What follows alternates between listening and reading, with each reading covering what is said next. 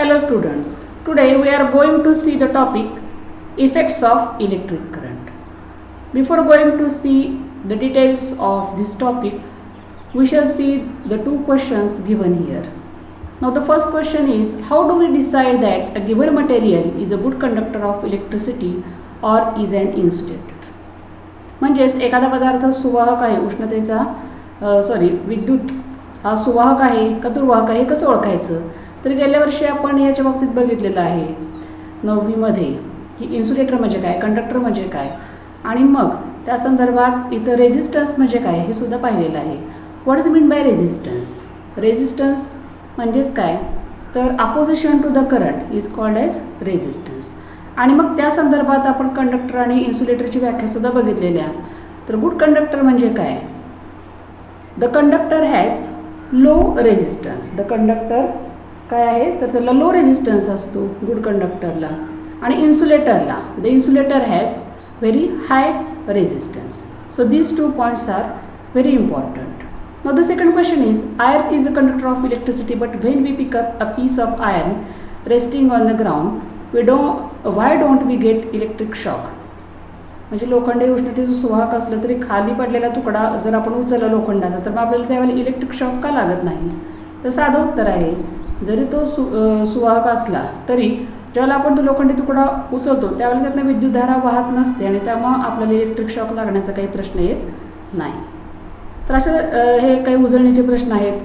अजूनसुद्धा static electricity म्हणजेच स्थितिक विद्युत म्हणजे काय, किंवा मग पॉझिटिव्ह आणि निगेटिव्ह चार्जेस कसे निर्माण होतात, हे सगळं आपण गेल्या वर्षी पाहिलेलंच आहे. मग ह्या वर्षी इलेक्ट्रिक करंटबद्दल आपण जास्त माहिती घेणार आहोत.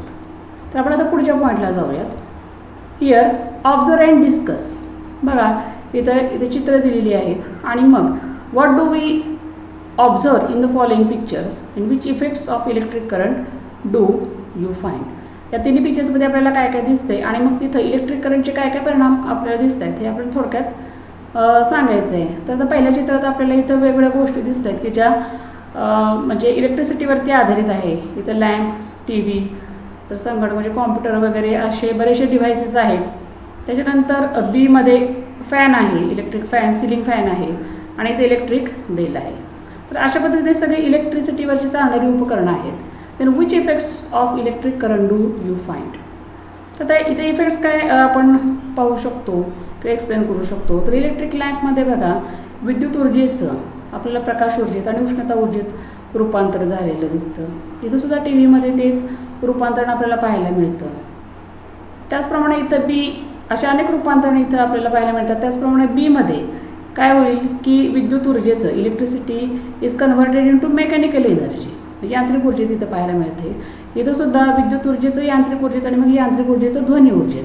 So electrical energy is converted into mechanical energy and mechanical energy is converted into sound energy. So this conversions are there. म्हणजेच इलेक्ट्रिसिटीचे अनेक कन्व्हर्जन्स आपल्याला इथं पाहायला मिळतात.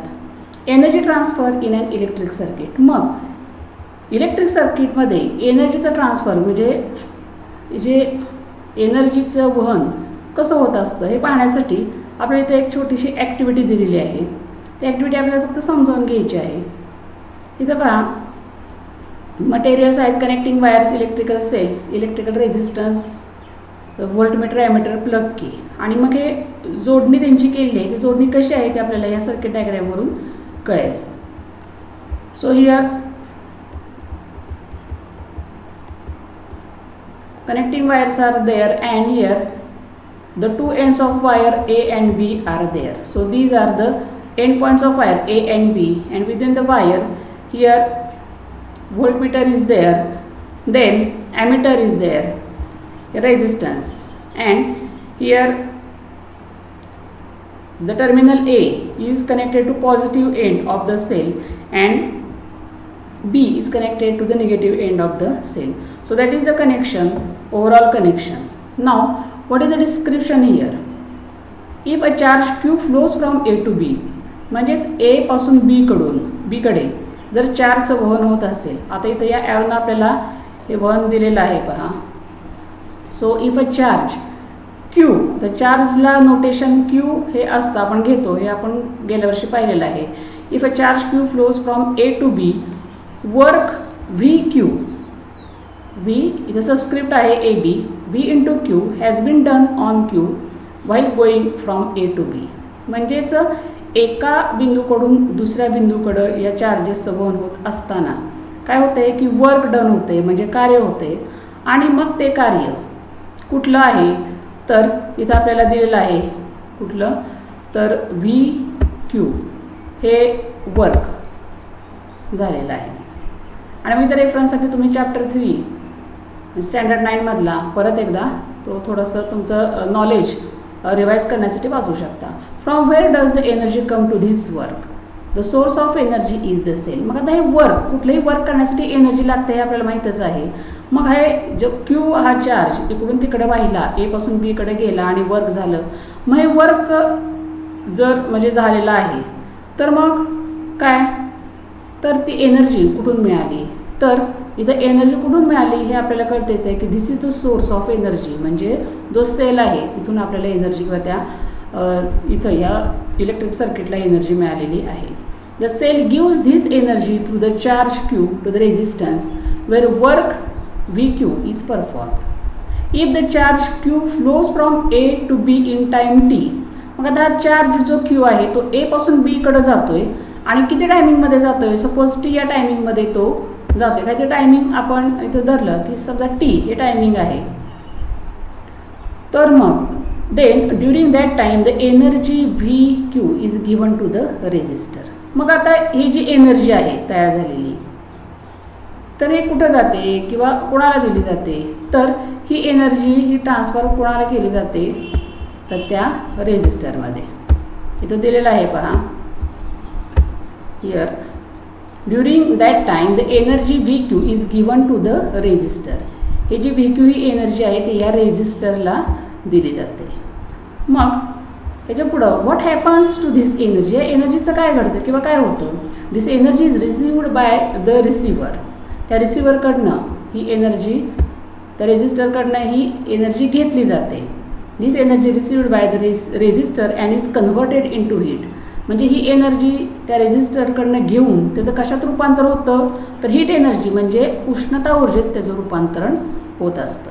The temperature of the resistor is increase. आणि त्याच्यामुळं काय होतं तर त्या रेझिस्टरचं तापमान हे वाढत असतं. तर अशा पद्धतीनं इथं हे इलेक्ट्रिकल सर्किटचं आपण एक्सप्लेनेशन बघितलेलं आहे. म्हणजे हे समजलं तुम्हाला की इथं चार्ज क्यू हा ए आणि बी यांच्यामध्ये ते स्थानांतरण होत आहे आणि वर्क VQ हे तिथं होत आहे. मग इथं जी पॉवर इलेक्ट्रिकल पॉवर तयार होते तर त्याचा फॉर्म्युला काय आहे तर electrical power P is electrical power and P is equal to electrical power. The formula of that electrical power is energy upon time required. Remember this formula. Here energy upon time required. So here work that is energy, work is a form of energy. Here the value is given work or energy V into Q. So we put the value of energy here. म्हणजे वरची जी एनर्जीची value आहे ती आपण इथं ठेवली energy V into Q आणि time किती आपण घेतलेला आहे T. तर अशा पद्धतीनं Pचं आपल्याला हे सूत्र मिळतं VQ अपॉन T. परंतु अजून एक फॉर्म्युला आपण बघितलेला आहे Q upon T is equal to I. ही व्हॅल्यू आपल्याला गेल्या वर्षी हे फॉर्म्युला झालेला आहे. मग आयची व्हॅल्यू काय असते Q अपॉन T. मग Q अपॉन T बद्दल आपण जर इथं I ठेवलं तर आपल्याला बघा हे Q आणि T जातील आणि त्याच्या ऐवजी I येईल आणि त्यामुळे हा फॉर्म्युला 1 बनलेला आहे. म्हणजे इक्वेशन 1 बनलेलं आहे VAB into I. So that is equation 1. Next, the source of energy, that is the cell, gives in time t the energy P into T to the resistor. If I is the current flowing continuously through the circuit, the heat produced in the resistor in time t will be. बघा वरती म्हटल्याप्रमाणे हे जी energy आहे ती रेझिस्टरमध्ये जाते. Resistor आपण इथं कनेक्शनमध्ये दाखवलेलं आहे की तो रेझिस्टरमध्ये ती एनर्जी जाते आणि ती एनर्जी रेझिस्टरमध्ये गेल्यामुळे काय होतं की तिथं उष्णता निर्माण होत असते. त्याचप्रमाणे इथं जर टायमिंग टी असं जर असेल तर हीट जी प्रोड्यूस्ड होईल, हीट निर्माण होईल ती किती होईल? जर टाईम कालावधी टी आपण धरलेला आहे तर हीट म्हणजे एच हे निर्माण होण्याचं प्रमाण पी इंटू टी असं आपल्याला घेता येईल, म्हणजे पॉवर इंटू टी, कारण टी हे टायमिंग आहे इथं. मग आता पीची व्हॅल्यू आपण इथं काढलेली आहे V I or V into I, आणि हे टीचं इथं व्हॅल्यू टी अशीच घेतलेली आहे. So H is equal to P into T is equal to V into I into T. अजून एक आपल्याला गेल्या वर्षी झालेलंच आहे ओम्स लॉ, म्हणजे व्ही हा पोटेन्शियल डिफरन्स असेल, आय हा करंट असेल त्या म्हणजे सर्किटमधनं जाणारा, आणि आर हा रेझिस्टन्स असेल. तर या तिन्हीच्यातले रिलेशन आपण कसं देतो? तर V is equal to I R, अशा पद्धतीने इक्वेशन हे 9वीत झालेलं आहे. मग आता V is equal to I R असं पाहिल्यानंतर किंवा हा ओम्स लॉ आपण घेतल्यानंतर इथं आपण आयची जर किंमत काढली, ही आयची किंमत इथं काढून दाखवली नाही, आपण इथं तुम्हाला कळण्यासाठी इथं मी काढून दाखवलेली आहे. आय इज इक्वल टू हा आर इकडं घेतला, म्हणजे व्ही इथं ए बी लिहिलेलं नाही परंतु ते आहे व्ही अपॉन आर, आणि हीच किंमत आपण इथं ठेवली या इक्वेशन 2 मध्ये. तर पहा काय किंमत निघेल बघा.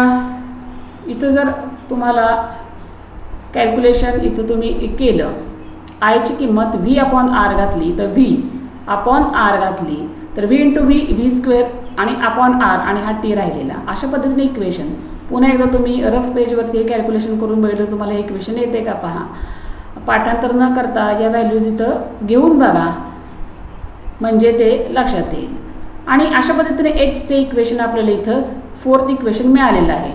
आता हे एचच्या वेगवेगळ्या किमती निघत आहेत, कारण इथं या ओम्स लॉ या समीकरणावरून आपण वेगवेगळ्या किमती घेऊ शकतो. व्हीची किंमत आय आर घेऊ शकतो, आयची किंमत व्ही अपॉन आर घेऊ शकतो, आणि या उलट्या सुलट्या अशा किमती आपण इथं ठेवल्यानंतर एचच्या किमती बदलत आहेत.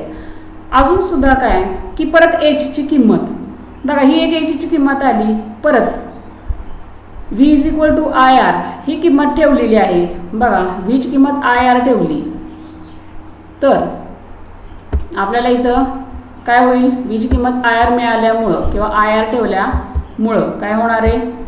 तर आय आर इथं आला व्हीचा, आणि आय टी हा मूळचाच आहे, आणि अशा पद्धतीने ती इक्वेशन्स इथं व्हॅल्यूज पुटअप केल्यामुळं I square into R T अशा पद्धतीने किंमत आपल्याला मिळेल. म्हणजे एचची अजून एक किंमत मिळाली, ही 5th इक्वेशन 5व्या समीकरणामध्ये मिळाली. म्हणजेच H is equal to I square into R T is called as Joule's law of heating. यालाच आपण जूल्स लॉ असं म्हणतो. हे त्याचं इक्वेशन झालं पहा. मग हे बघितल्यानंतर जे इक्वेशन लक्षात आलं असेल तुमच्या, पुन्हा प्रॅक्टिस करून बघा. The unit of electrical power. Electrical power म्हणजे काय ते आपण आता वरती बघितलेलंच आहे. P is equal to V into I, first equation. Now here volt into ampere. V means volt and I means ampere, the units of those values. Then here potential difference in volt and current in ampere. Now here 1 volt into 1 ampere. आता यांच्या जर किमती आपण घेतल्या तर 1 volt म्हणजेच 1 joule upon 1 coulomb, आणि 1 ampere म्हणजेच 1 कुलोम अपॉन 1 सेकंद. ह्याच्यासाठी सुद्धा आपण 9वीचं पुस्तक हे रेफर जर केलं तर आपल्याला ते कळेल. आता ह्या किमती वोल्टची किंमत ही आणि एम्पियरची किंमत ही घातल्यानंतर इथं आपल्याला लक्षात येते 1 कुलोमला 1 कुलोम हा कॅन्सल होईल, आणि मग राहिलेलं काय आहे तर 1 joule upon 1 second, 1 joule upon 1 second असं राहिलेलं आहे. आणि पॉवरच्या युनिटला मग हे पीची किंमत आलेली आहे, आणि त्यालाच आपण काय म्हणतो watt. So the unit of electrical power is watt, that is 1 W, capital W, that is watt. So here unit of electric current power is watt. So remember this point. Now here the question is asked here. अजून बघा चौकटीत तुम्हाला प्रश्न एक विचारलेला आहे की काय, how can we write mechanical power in the manner similar to the electrical power. Mechanical power हे आपण इलेक्ट्रिकल पॉवर सारखंच लिहू शकतो का? तर येस, मेकॅनिकल पॉवर ही कशी लिहू शकतो तर आपण मग रेट ऑफ डुईंग वर्क असं त्याला आपण डिफाईन करू शकतो. Mechanical power is nothing but rate of doing work. Now the next point is heating effect of electric current. Heating effect of electric current या पॉईंटकडे आपण आता जाऊयात. म्हणजे विद्युतधारेचा औष्णिक परिणाम असं त्याला आपण म्हणतो. When a resistor is connected in an electrical circuit heat is produced in it due to the current. This is known as heating effect of electric current. म्हणजे जर डेफिनेशन आपल्याला त्याची पाहायची असेल तरी आपल्याला घ्यावी लागेल. ज्यावेळेला एखादा रेजिस्टर हा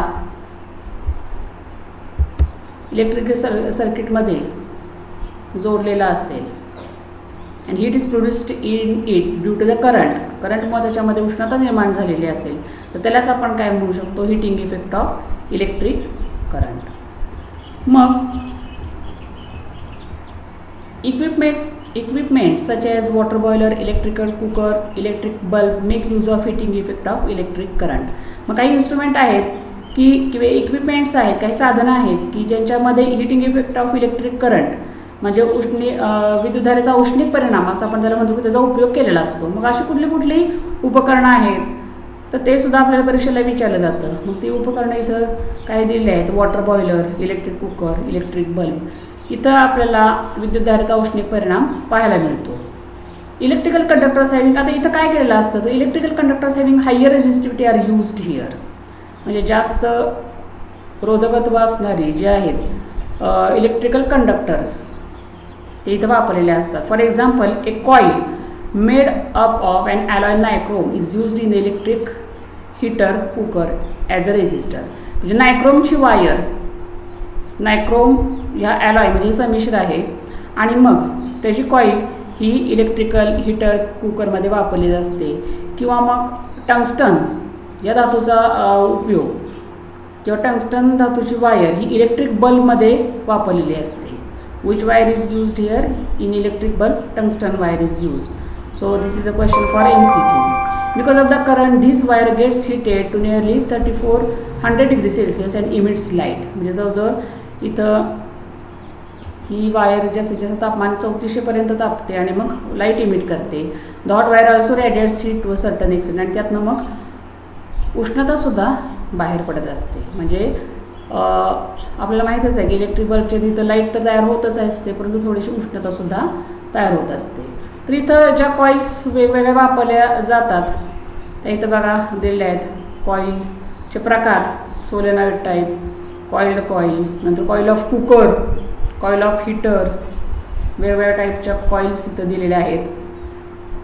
इलेक्ट्रिक बल्ब इथंसुद्धा त्याचे सोलेनॉइड टाईप कॉईल ही दिलेली आहे इथं किंवा दाखवलेली आहे. तर अशा पद्धतीनं या सगळ्या फिगर्स आहेत. आता पुढचा पॉईंट काय बघूयात. Several times we hear or read about a building catching fire due to short circuit. म्हणजे शॉर्ट सर्किट आपण बऱ्याच वेळेला ऐकतो की अमुक ठिकाणी आग लागली, शॉर्ट सर्किटमुळे लागली. मग नक्की काय होतं, शॉर्ट सर्किट म्हणजे नक्की काय होतं हे आपल्याला पाहायचं आहे. Sometimes if we switch on an equipment in our house the electrical fuse wire melts and the electric supply shuts down. कधी कधी आपल्या फ्यूजची वायर बितून मग फ्यूज उडतो किंवा इलेक्ट्रिकल सप्लाय आपला थांबतो हे आपण ऐकतो. मग नक्की काय इथं कसं काय होतं, आपल्या घरातलं जे कनेक्शन असतं ते कसं असतं ते आपण पाहूयात. The home electrical connection consist of live, neutral and अर्थ वायर्स. बघा आपल्या घराच्या कनेक्शनमध्ये, इलेक्ट्रिक कनेक्शनमध्ये 3 प्रकारच्या वायर्स असतात. तुम्ही पाहिल्या पण असतील त्या की त्या 3 वायर्सना आपण काय म्हणतो, लाईव्ह, न्यूट्रल आणि अर्थ wires. The live and neutral wires have potential difference of 220 volts. ह्या 2 वायर्सचे जे आहेत त्यांचे इलेक्ट्रिकल पोटेन्शियल डिफरन्स जो आहे तो 220 व्होल्ट असतो. The earth is connected to ground. अर्थिंगची वायर ही ग्राउंडमध्ये गेलेली असते किंवा जमिनीत गेलेली असते. Due to a fault in the equipment or if the plastic coating of the live and neutral wire gives way, the 2 wires come in contact with each other and a large current flows through it producing heat. काय होतं, कधी कधी बघा live आणि neutral या wire एका शेजारी एका असतात परंतु मग कधी काही कारणानिमित्त किंवा काही कारणांनी काय होतं की त्या वायर्सचा कॉन्टॅक्ट होतो किंवा त्यांची जी वरची आवरणं आहेत ती निघालेली असतात किंवा निघतात आणि मग त्यांचा कॉन्टॅक्ट झाल्यामुळं तिथं काय होतं, लार्ज करंट फ्लोज, मोठ्या प्रमाणात विद्युतधारा वाहते आणि मग त्या विद्युतधारेचं रूपांतर उष्णतेत होतं. If any inflammable material exist around that place it can catch fire. आणि जवळपास जर काही पेट घेणाऱ्या वस्तू असतील तर मग आग ही वाढत जाते. Therefore a fuse wire is used as a precautionary major. Fuse wire हे एक प्रिकॉशन म्हणजे दक्षता म्हणून वापरलेली असते. म्हणजे काय तर if we have learn about fuse wire in the previous standard. मागच्या वर्षीसुद्धा आपण फ्यूज वायरबद्दल माहिती घेतलेली आहे 9वीत. तर जर त्या फ्यूज वायरचा उपयोग काय होतो, as soon as high current flows in a circuit. म्हणजे जर सर्किटमधनं जास्त विद्युतधारा व्हायला लागली तर फ्यूज वायर काय होते, मेल्ट होते म्हणजे वितळते अँड ब्रेक द सर्किट त्यामुळे ब्रेक होतं and enemy mishap is avoided. म्हणजे फ्यूजची वायर वितळल्यामुळे जास्त तापमानामुळे फ्यूजची वायर वितळल्यामुळे काय होतं की सर्किट ब्रेक होतो आणि पुढचा जो अनर्थ आहे तो टळतो. अशा पद्धतीनं हे फ्यूज म्हणजे काय किंवा फ्यूजच्या वायरचं महत्त्व आहे ते आपण पाहिलेले आहे. आणि त्याचबरोबर घरगुती कनेक्शनमध्ये कुठल्या कुठल्या वायर्स असतात आणि मग शॉर्ट सर्किट हे कशामुळं होतं हे आपण पाहिलेलं आहे की लाईव्ह आणि न्यूट्रल या वायर एकमेकांना घासल्या गेल्यामुळं त्यांच्यातले आवरण निघाल्यामुळं आणि त्यांच्यात म्हणजे कॉन्टॅक्टमध्ये ते आल्यामुळं काय होतं की आग लागते किंवा मग तिथं तिथल्या वस्तू ह्या पेट घेत असतात. तर यानंतर शॉर्ट सर्किट म्हणजे काय ते बघितलं किंवा फ्यूजचं इथं वापर कसा होतो फ्यूज वायरचा हे आपण बघितलं. मग त्यानंतर आपल्याला इथं पुढचा भाग जो आहे की फ्यूज हे कुठल्या कुठल्या प्रकारचे असतात हे सुद्धा आपल्याला माहीतच असेल किंवा इथं चित्रामध्ये दाखवलेलं आहे.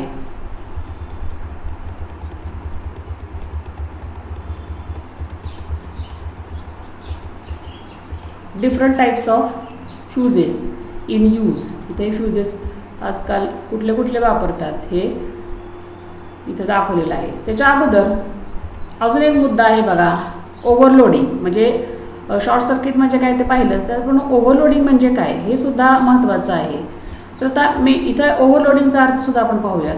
Many times particularly in the summer season huge electrical power is used in the evening due to home lighting, fans, air conditioners, use of electricity in shops, etc. As a result, excessive current is drawn from the transformer supplying the electricity, and if the capacity of the transformer is insufficient, its fuse wire melts and the supply gets shut down. Such events occur due to overloading. बघा की उन्हाळ्यामध्ये काय होतं की बऱ्याच वेळेला जास्त ऊर्जेची आवश्यकता भासते आणि मग एकाच वेळेला अनेक उपकरणं ही चालू असतात. म्हणजे घरातली लाईट किंवा फॅन्स, एअर कंडिशनर, अजून दुकानांमध्ये सुद्धा त्याचा वापर बराचसा चालू असतो. अशा पद्धतीनं एकाच वेळेला अनेक उपकरणं किंवा अनेक साधनं लाईटची चालू असतात आणि as a result excessive current is drawn from the transformer supplying the electricity. म्हणजे त्या ट्रान्सफॉर्मरकडून आपण म्हणजे आपल्याकडं जास्त विद्युतधारा आपल्याला त्यांच्याकडनं घ्यावी लागते. ट्रान्सफॉर्मर कडून जास्त करंटची अपेक्षा असते आणि if the capacity of the transformer is insufficient. मग त्या ट्रान्सफॉर्मरची जी कॅपॅसिटी त्याची क्षमता जर कमी पडली किंवा कमी असेल तर मग काय होतं fuse wire melts. Fuse wire ही मेल्ट होते म्हणजे वितळते आणि मग तो सप्लाय आहे तो बंद होतो. आपला इलेक्ट्रिसिटी सप्लाय आहे तो बंद पडतो आणि मग हे कशामुळे होतं तर ओव्हरलोडिंग. ह्यालाच आपण काय म्हणतो ओव्हरलोडिंग. तर अशा पद्धतीनं शॉर्ट सर्किट म्हणजे काय आणि ओव्हरलोडिंग म्हणजे काय हे पाहिल्यानंतर आपण सॉल्ड एक्झाम्पल्सकडे जाऊयात. अजून सुद्धा इथे छोटासा पॉईंट दिलेला आहे त्यांनी. These days miniature circuit breakers that is MCB switches are used in homes. म्हणजे आपल्या घरांमध्ये MCB स्विचेस हे वापरले जातात. When the current in the circuit suddenly increases this switch opens and current stops. म्हणजे करंट ज्या वेळेला अचानक वाढतो त्यावेळेला हे स्विच ओपन होऊन तिथला करंट स्टॉप होतो. Different types of MCBs are in use for the entire house. However the usable fuse wire is used. इथे थोडे छोटे छोटे माहिती अशी दिलेली आहेत. तर सॉल्ड एक्झाम्पल्समध्ये 4 एक्झाम्पल्स इथं आपण इथं बघणार नाही आहोत. इथं एकच एक्झाम्पल की जी छोटं आहे परंतु महत्त्वाचं आहे सध्या बघणार आहोत. बाकीचे एक्झाम्पल्स आपण नंतर पाहू. इथं काय सांगितलेलं आहे एक्झाम्पल 4मध्ये an electric tungsten bulb is connected into a home circuit. The home's electrical supply runs at 220 volt potential difference. When switched on, a current of 0.45 ampere flows through the bulb. What must be power of the bulb? If it is kept for 10 hours, how many units of electricity will be consumed? बघा, एक्झाम्पलमध्ये आपण given गोष्टी किंवा given things या लिहितच असतो. इथं सगळं गणित पूर्णपणे वाचल्यानंतर आपल्याला एक दोनदा वाचल्यानंतर लक्षात येते की इथं काय काय दिलेलं आहे. Given things are potential difference V 220 volt. अजून काय काय दिलेलं आहे तर current that is 0.45 ampere. So here what is to be calculated. Here what must be power. Power विचारलेली आहे. P is equal to question mark लिहावं लागेल. मग आता त्यासाठी आवश्यक तो फॉर्म्युला कुठला आहे. दिलेलं काय आहे ते पोटेन्शियल डिफरन्स व्ही आणि करंट आय दिलेला आहे. तर व्ही इंटू आय पाहिजे होतं. आपल्याला मागे एक फॉर्म्युला दिलेला आहे तिथं P is equal to V into I. तर हा फॉर्म्युलाचा आपण इथं वापर करू शकतो व्ही इंटू आय. मग आता व्हीची किंमत आहे 220 आणि आयची किंमत म्हणजे करंटची किंमत आहे काय तर 0.45 अशा पद्धतीची किंमत आहे. आणि मग या दोन्ही किमती घातल्यानंतर त्याचा गुणाकार करून पाहू शकतो तो 99 येईल आणि पॉवरचं युनिट आहे वॅट. अशा पद्धतीनं तिथं हे कॅल्क्युलेशन अतिशय सोपं एक्झाम्पल आहे. फक्त दिलेल्या किमती डायरेक्ट आपल्याला मिळत आहे तिथं आणि मग त्या किमती इथं घालून आपल्याला कॅल्क्युलेशन इथं करून ते उत्तर मिळवायचं आहे. अजून त्यात काय विचारले if it is kept for 10 hours 10 तासांसाठी मग how many units of electricity will be consumed. इलेक्ट्रिसिटीचे किती युनिट्स कंझ्युम होतील किती लागतील. The bulb must be of power 99 watt म्हणजे बल्बची पॉवर आपण काढली 99 आणि मग 10 जर आवर्स असतील 10 तास जर आपण इलेक्ट्रिसिटी ठेवली तर किती तिथं इलेक्ट्रिसिटी लागेल. मग इथं 10 आवर्ससाठी काय इंटू 10 असं करावं लागेल ही 1 आवरची आणि मग इथं 10 आवर्ससाठी 10 इंटू 10 आवर्स आणि म्हणून मग 99 इंटू 10 990 इथं ही आपल्याला इलेक्ट्रिसिटी इथं घ्यावी लागेल किंवा मग इथं 0.99 किलो वॅट आवर. अशा पद्धतीचं हे एक्झाम्पल आपण पाहिलेलं आहे. तशी बाकीची जी 3 एक्झाम्पल्स आहेत ती आपण नंतरच्या वेळेला पाहू. या गणितांचं प्रॅक्टिस अगोदर करून पाहतो.